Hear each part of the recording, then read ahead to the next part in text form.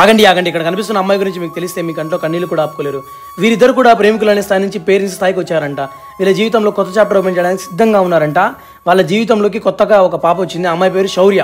ఆ అమ్మాయి వాళ్ళ జీవితంలోకి వచ్చిన తర్వాత వాళ్ళ జీవితంలో ఒక విచిత్రమైన మలుపు తిరిగిందంట. అమ్మాయికి బ్రెస్ట్ క్యాన్సర్ వచ్చిందంట, డయాగ్నోస్ అయిపోయిందంట. ఆ అమ్మాయి బ్రెస్ట్ క్యాన్సర్ తన జీవితాన్ని అల్లకొల్లోలం చేసిందంట. అండ్ భయంకరంగా ఆ అమ్మాయి మీద అటాక్ చేసిందంట. కానీ ఆ అమ్మాయి ఇవన్నీ తట్టుకుందంట కేవలం వాళ్ళ చిన్న పాప శౌర్య కోసం.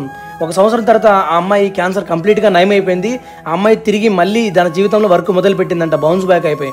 ఆ అమ్మాయి తనకి ఇష్టమైన లిస్ట్ అంతా కూడా రెడీ చేసుకుంటుందంట, తిరగడానికి తినడానికి ఇవన్నీ కూడా. 1 నెల తర్వాత ఆ అమ్మాయికి ఫిట్స్ వచ్చిందంట, హాస్పిటల్లో చేర్పించారంట. ఆ అమ్మాయికి బ్రెయిన్ 80% డ్యామేజ్ అయిపోయిందంట. అండ్ కోమాలోకి కూడా వెళ్ళిపోయిందంట.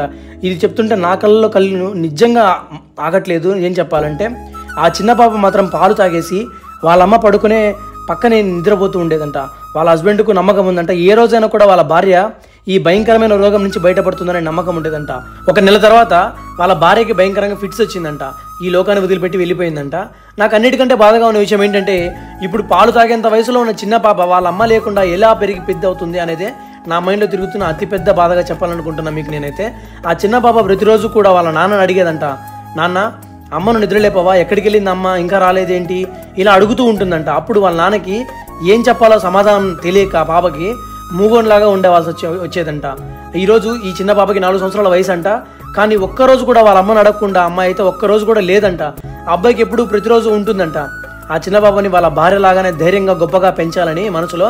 ఈ కథ విన్నాక మీకు ఏమనిపించిందో మీ అభిప్రాయాన్ని కామెంట్ బాక్స్లో చెప్పండి. ప్లీజ్ అండి, నా వీడియోస్ మీకు నచ్చితే మాత్రం సబ్స్క్రైబ్ చేసుకొని మీ సపోర్ట్ నాకు ఇవ్వండి. ఇలాంటి వీడియోలు ఇంకెన్నో చేద్దాం.